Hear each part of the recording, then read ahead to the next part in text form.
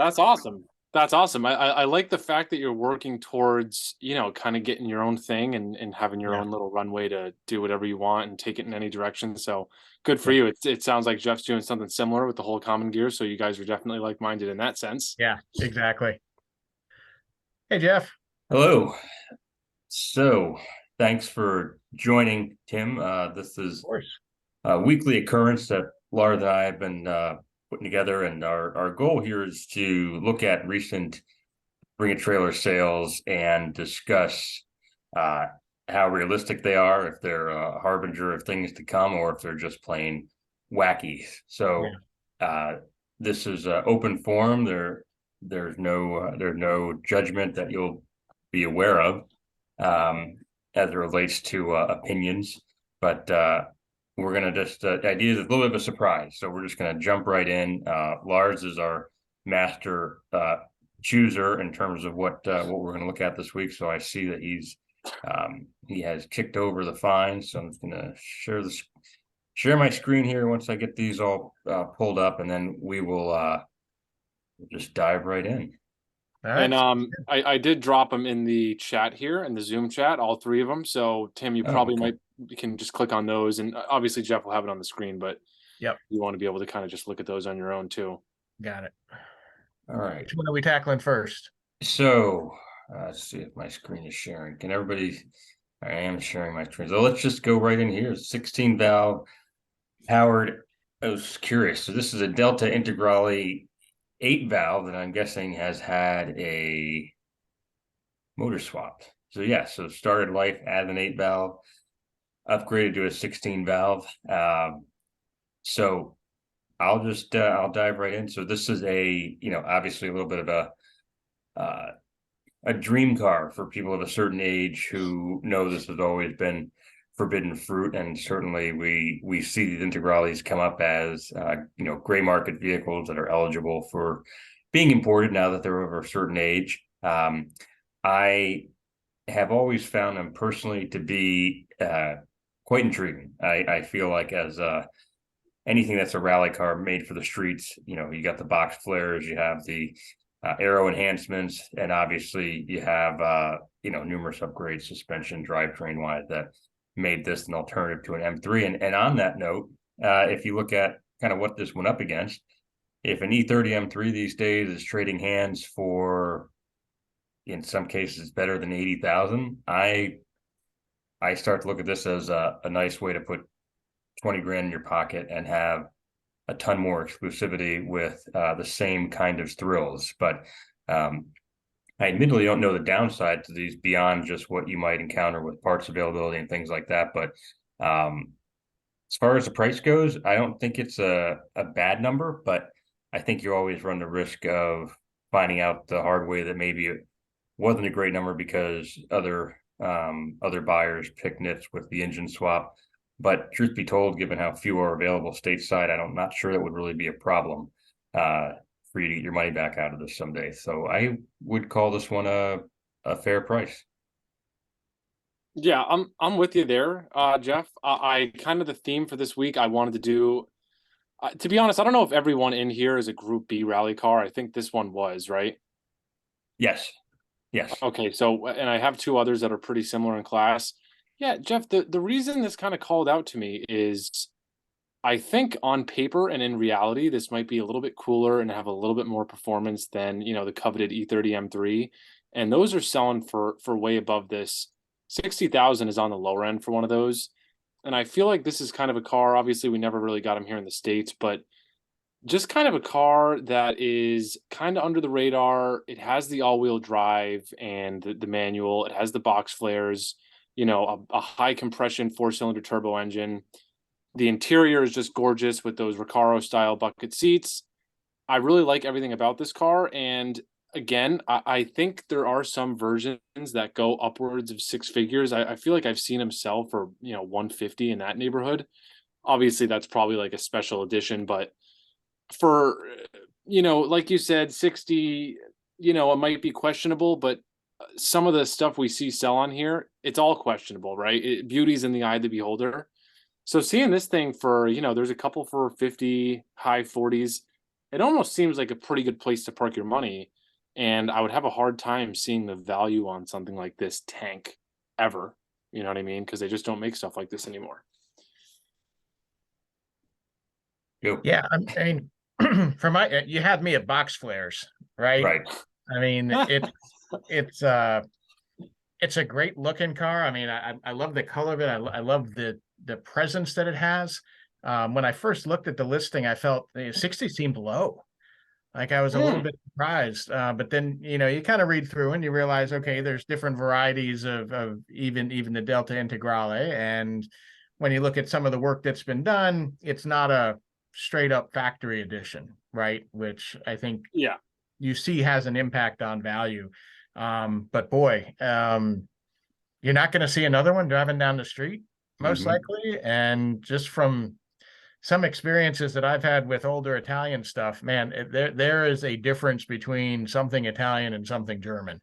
And if you like what the Italian car feels like, it's probably not going to be even a competition. So I think that's money well spent. Yeah, I agree 100%. And there was a comment below that caught my eye that this is close to 30,000 cheaper than that Mark II GTI, and I was like, yeah, this. That's a great example of this. That's a great example. I'll take this 7 days a week and twice on Tuesdays, as opposed to that. But I think this was a great buy for someone, and interesting to look at the bid history. This was at 52,000, and someone wanted it bad. You don't see this all the time, right? Someone actually wanted it badly enough they just went ahead with the knockout bid, and oh wow. But good for them because they knew they were still well under probably what this could conceivably sell for on a different day. So that's a great result for the buyer in that case. And this seller seems to bring some extra coin as well, whatever they're auctioning. Who's the seller on this? 1600 Veloce. Oh yeah, I think these guys are out of yes, I think they're down in Westchester, and yeah, are they like reputable consignment shop type thing?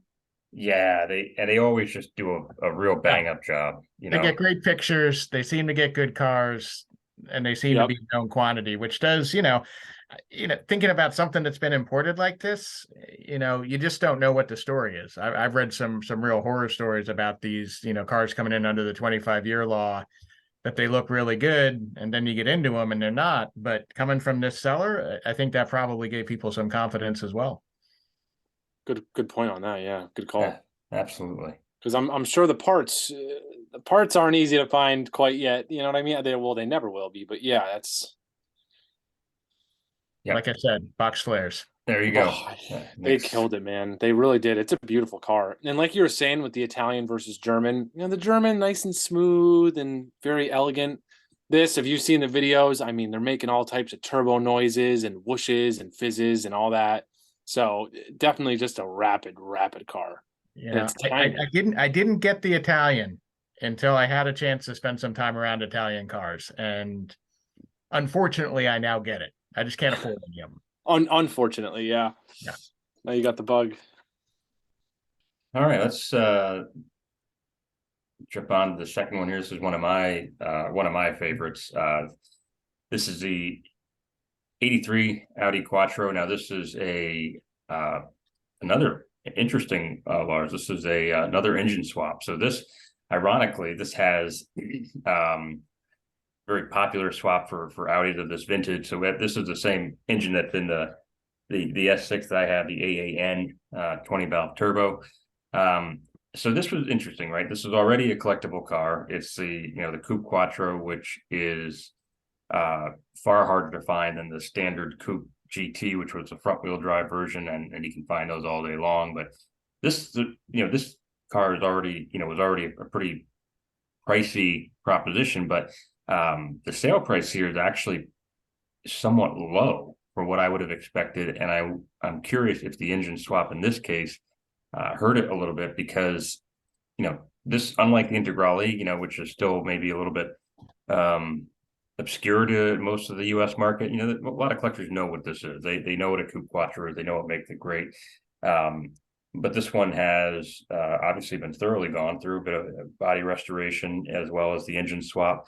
And 50,000 just seems like a very low number for one of these. So I think this is a fantastic buy. I mean, originality aside, it's not as if the factory motor was by today's standards all that quick.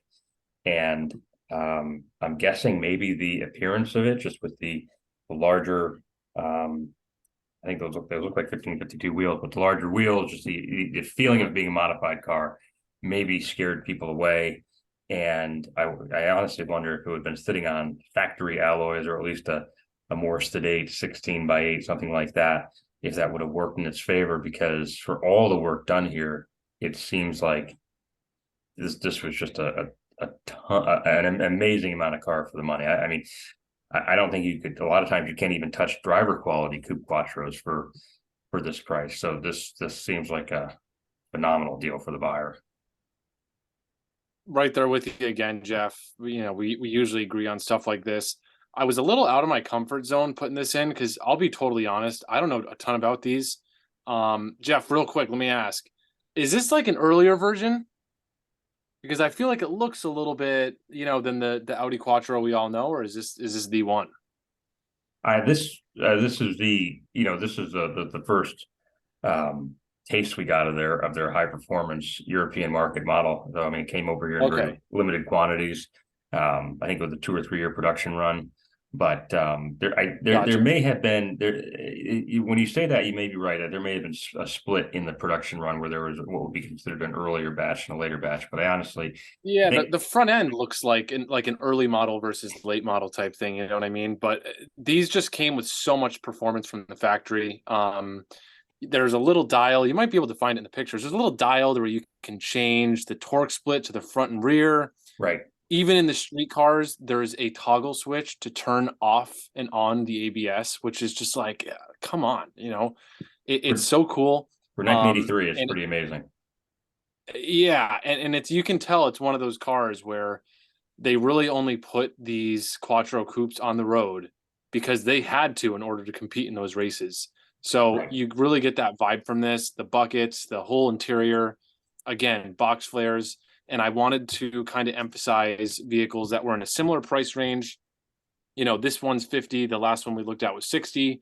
They had some work done to them. They weren't totally original. So at the end, we can kind of dissect which one we would take. But I thought this was a pretty cool comparison. And I think, 50K, it's, not everyone can afford to just blow 50K on something. Most people can't. But, in the world of enthusiasts, it's kind of reasonable. Oh, wow. You know what? Maybe that's why it didn't sell for so much. People don't want to see that. Their honesty is impressive. I don't think I would have included that photo. I probably wouldn't have posted that, but What do you I don't know. This one just screams passion project to me, right? Like, this was somebody who just really liked one of these cars. When I look at these, I'm always a little bit disappointed by the long wheelbase version. I always have in my head the Audi Quattro, the short version. Oh, you're right, Tim. Actually was on the rally circuit. Is that what this is? So, no. A long wheelbase? No, this is, what do they call that? The Quattro was a little shorty. You're right, Tim. That was the one the European market got. And basically that was the one that was a carbon copy of the rally car. We got this longer wheelbase one in two temperatures, which was the Quattro and front wheel drive. So for the U.S. market, the Quattro coupe in this format, in this wheelbase format, was the closest we got to the Euro Quattro that was the literal rally car for the street.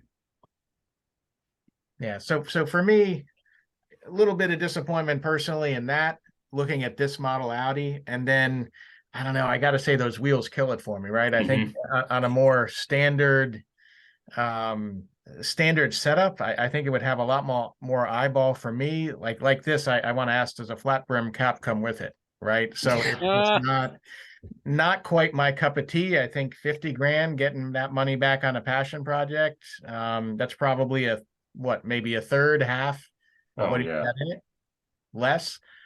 Yeah. But I think it's a very personal choice with that car. Yeah, I'm looking at them right now. I actually did not know that, Tim, at all. The one Europe got, obviously a smaller vehicle. The whole front end is different. Wheels are way more appropriate. These are kind of like stancy wheels, you know what I mean? Yeah, So yeah, that makes sense. I saw this thing and I was like, aren't these like $250,000? But that you just nailed it. That's exactly what it is. That's the difference.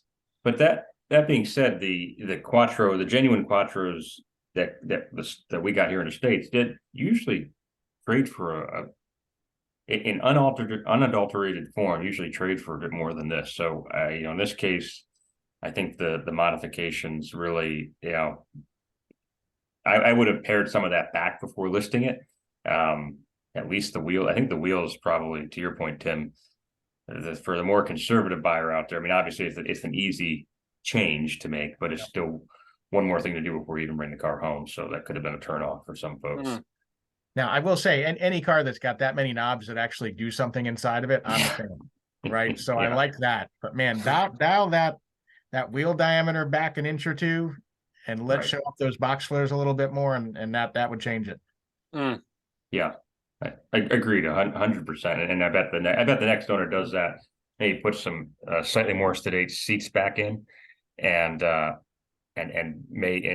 stock steering wheel, and you might even see it relisted in 2 years' time and get a much different result. Because the enhancements, the modifications with the clean cosmetics, but a slightly sleepier appearance, that might do well. All right, final one, lightning round. We call it. We wind down on my free Zoom subscription that only gives us 30 minutes. The 1992 Ford Escort RS Cosworth. So this is another piece of forbidden fruit that we did not get here in the States, but we've seen some of them pop up from here and there, but certainly not nearly as many as some of the other gray market cars that have shown up that as of late. So this was, but again, same spirit as the other ones we've seen here. This was the street version of what was then one of Ford's basically predominant competition vehicles. I mean, this checks all the boxes. I actually think this one is, of the three we have here, this is probably my favorite, because it's mostly stock, and at least in ways any modifications are beneath the skin, beneath the surface, if you will. And this is just a car that we very rarely see here, even with like I said, that class of gray market vehicles we've seen increasingly pop up. I've not seen very many of these, and this was just a great era when Ford, especially Ford's European division, was. They remind me kind of like how Dodge, like Mopar, is here in the States, where they're just a little bit not really worried about boundaries. And it seems to me like in the middle 90s, Ford's European group was much the same way, where there was nothing that was off limits to them in terms of what they could build for a performance car. So to me, you could have put any number here for a sale price, and I probably would call it fair, because it's going to be a little while before you see another one. And not only that, finding one that's this nicely presented is going to be even harder, because these in their home countries were very popular for modifications and hard driving. And so to find one in any condition is a challenge. To find one that hasn't been abused is a needle in a haystack. So I think this was a great buy. Yeah, and I think the coolest thing about this, again, lightning round on this one, I'll be quick here. But the other two, even if you're not an enthusiast, you could take a peek at them and see them in traffic and be like, yeah, that car kind of seems like it's a little bit sporty, a little bit special. If you weren't tuned into the car world and you saw this, you'd be like, well, look at that piece of junk, which I think is the coolest thing, because it would put distance on modern sports cars in the back roads. Again, high compression 4-cylinder Ford. Their name's on the vehicle, but they barely had anything to do with it. It is a performance machine. And like that Audi, well, not that Audi, but like those Quattros, the only reason, the RS Cosworth exists is so they made, X amount so they could race them in the rallies. So just the fact that it even exists. And again, 50 grand, this thing is mint. It's a turnkey car. I think it has 60K miles on it. It's kind of like you could buy this thing and enjoy the hell out of it. So again, a good value proposition, and the idea that nobody would have any idea what this thing is, pretty damn cool to me. I love it. Yeah, I mean, this is great. This is great. To me, I mean, 50 grand, this is a steal. I can't stop looking at that stance and those wheels. What a great look. Even the upholstery is just screams special. I think of the three we had here today, which is a great set of cars. I think, this is the one that, to me, this is it. What a great car. Love it. I'm with you on that. Well, agreed all around. And this is actually final thought. If for all the complaining, something we have in the automotive enthusiast space about the prices on the auction platforms and some of the some of the craziness that's happened over the last few years with just deep 6-figure cars, 7-figure cars seeming to dominate. Like, this is actually really refreshing to me to see truly special vehicles that would be as deserving in your garage as a restored Jaguar E-Type or something to that effect, and selling for, again, not money I have access to, but still very reasonable money for what they are. I mean, I think this is what gives me a little more hope about being able to buy in at some point, because these are really significant and special cars that are selling for reasonable sums, and I hope these remain attainable for a few more years yet. Agreed. Very much agreed on that. Well, so we don't have an awkward goodbye. I didn't give you a great introduction, but Tim is my brother and a fellow gearhead, and I'm really grateful he joined us tonight. And Lars, as always, thanks for pulling the finds together. So, of course, we do this every week, Tim. So we'll probably have you back sooner than later. Yeah, I'd love it. Thanks for having me on. Had a blast, and would love to join you guys again. It was a pleasure meeting you, Tim. All right, same here. All right, thanks, guys. All right, bye-bye. Bye-bye. Cheers.